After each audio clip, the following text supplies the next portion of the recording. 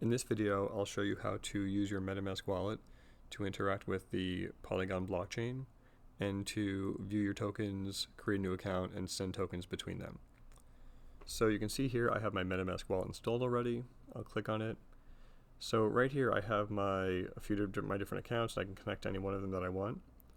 Right now, let's say I want to start with account 1, which is where my Matic is. And you can see I can interface with it in this small Chrome plugin window.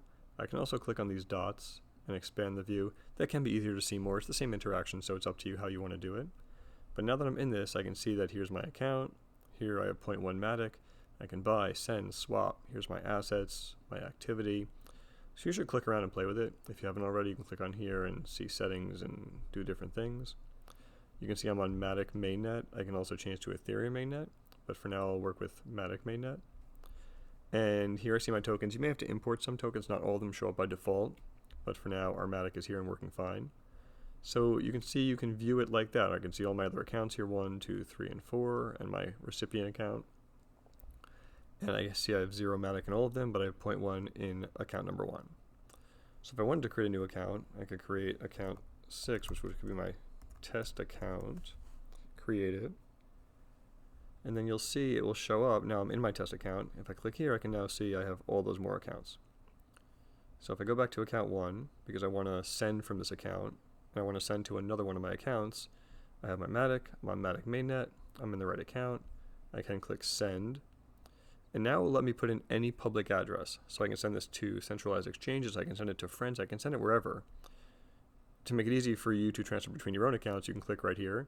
You can also go here and to the account, or let me cancel out of this, go here to the account, and copy this address right here, and then go back to the original account, and then click send, and you can paste that right there, and that's one way to do it. You see it knows it's my test account, and the other way is just to click the transfer there, click the account you want, and same thing. So let's say I want to transfer 0.05 Matic.